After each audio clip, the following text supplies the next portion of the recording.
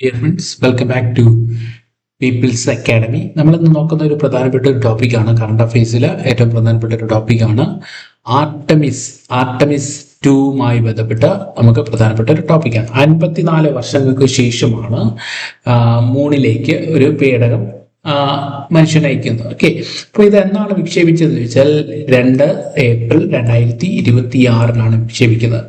ഫ്ലോറിഡയിലെ Kennedy space സെന്ററിൽ നിന്നാണ് വിക്ഷേപിക്കുന്നത്. അമേരിക്കയിലെ ഫ്ലോറിഡയിലെ കെനഡി സ്പേസ് സെന്ററിൽ നിന്നാണ് വിക്ഷേപിക്കുന്നത് ആർട്ടമിസ് 2 വിക്ഷേപിക്കുന്നത്. നാസയുടെ SLS റോക്കറ്റ് ഉപയോഗിച്ചാണ് വിക്ഷേപിക്കുന്നത്. എത്ര യാത്രക്കാരുണ്ടെന്ന് വെച്ചാൽ 4 യാത്രക്കാരായിരുന്നു ഉണ്ടായിരുന്നത്. ഓക്കെ, ചരിത്രത്തിൽ ആദ്യമായി ഒരു വനിത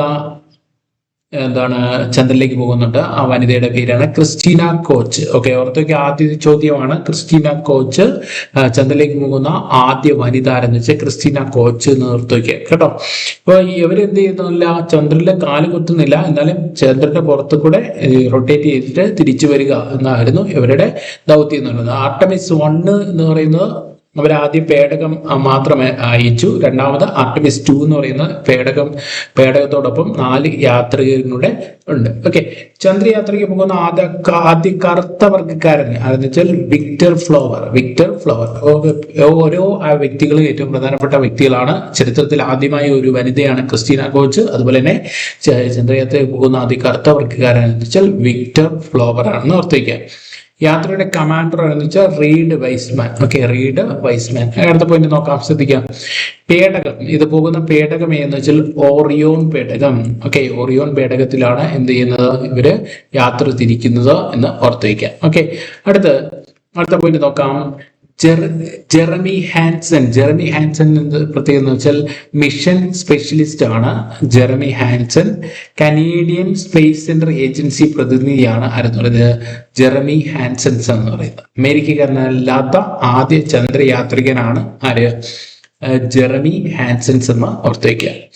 ഭൂമിയിൽ നിന്ന് ഏറ്റവും അകലേക്ക് സഞ്ചരിച്ച മനുഷ്യൻ എന്ന ചരിത്ര നേട്ടം ആർട്ടമിസ് 2 ദൗത്യ സംഘം സ്വന്തമാക്കി. അപ്പോൾ 10 ദിവസം നീണ്ടു നിൽക്കുന്ന ദൗത്യമാണ് ഇതെന്ന് പറയുന്നത്, ഓർത്തുവയ്ക്കുക.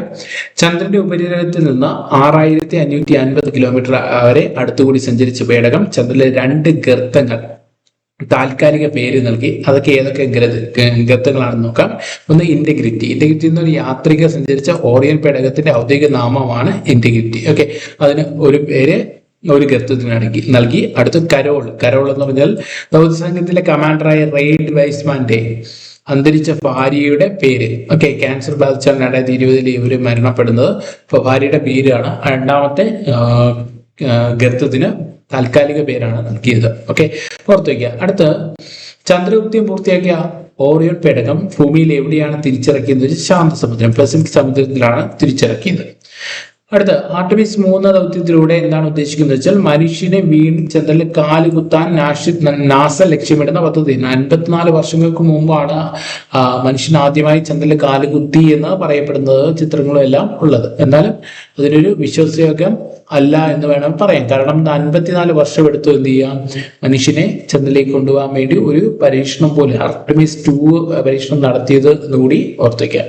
ഇപ്പോൾ ഈ ആർട്ടമിസ് 2 ഇവരുടെ ഈ ആർട്ടമിസ് 2 പ്രധാന ലക്ഷ്യം എന്ന് പറഞ്ഞാൽ ചന്ദ്ര ഉപരിതലത്തിൽ ഇറങ്ങാതെ ചന്ദ്രന്റെ ഗുരുത്വാകർഷണം ഉപയോഗിച്ച് വല വെച്ച് മടങ്ങുക എന്നായിരുന്നു പ്രധാന ലക്ഷ്യം. ഓക്കെ, 54 വർഷങ്ങൾക്ക് ശേഷമാണ് മനുഷ്യൻ ഭൂമിയുടെ പുറത്തേക്ക് സഞ്ചരിക്കുന്നത് എന്ന് കൂടി ഓർത്തേക്ക്. ഓക്കെ, ഇത് ഒരു പ്രധാനപ്പെട്ട ടോപ്പിക്കാണ് ആർട്ടമിസ് 2 എന്ന് പറയുന്നത്. അപ്പോൾ വരുന്ന എക്സാമുകൾക്ക് കൃത്യമായിട്ടൊരു ചോദ്യം ഈ ആർട്ടമിസ് 2 നിന്ന് ഉണ്ടാവുമെന്ന് ഓർത്തേക്കുക. ഓക്കെ, നിങ്ങളുടെ അഭിപ്രായങ്ങളെല്ലാം കമന്റ് ചെയ്യുക. അടുത്ത ഭാഗത്തിൽ വീണ്ടും കാണാം. Thank you.